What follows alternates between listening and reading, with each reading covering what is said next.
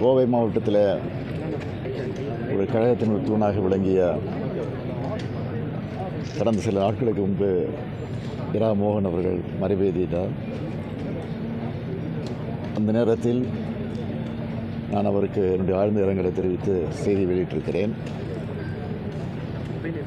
சாதாரண திராவிட முன்னேற்றக் கழகத்தில் ஒரு நகர கழக செயலாளராக இருந்து சட்டமன்ற உறுப்பினராக நாடாளுமன்ற உறுப்பினராக இருந்து பணியாற்றி கழகத்திற்கு பெருமை சேர்த்தவர். அவருடைய மறைவு என்பது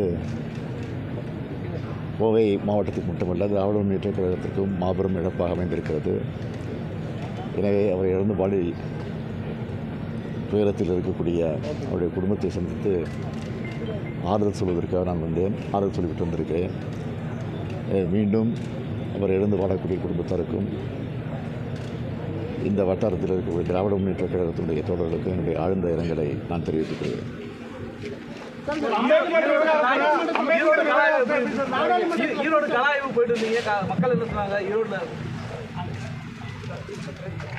ஈரோடில் நேற்றைய தினம் கலாய்வு நடத்தினேன்.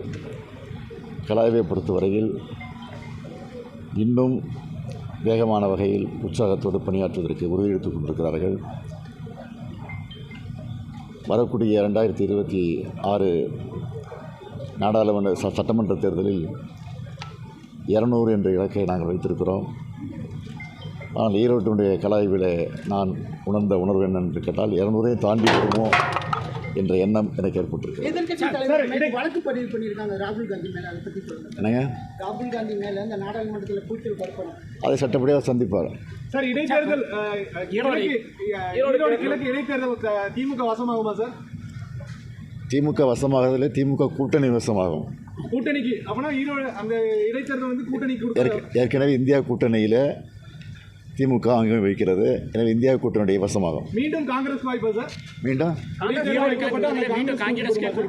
கிழக்கு காங்கிரஸ்க்கு ஒதுக்கிடுவோமா? அது முறையாக அவருடன் கலந்து பேசி முடிவெடுத்து அறிவிப்போம். அது பல நேரம் நான் சொல்லியிருக்கேன். அது கொடுமையான ஒரு முடிவு. அது ஜனநாயகத்தை படுகொலைக்கு தள்ளக்கூடிய நிலையில் அந்த ஒரே நாடு ஒரே தேர்தல் என்பது, ஒரே நாள் ஒரே தேர்தல் என்பது நிச்சயமாக அது ஒரு ஜனநாயகத்தை படுகொலைக்கு தள்ளக்கூடிய மோசமான செயலாகும்.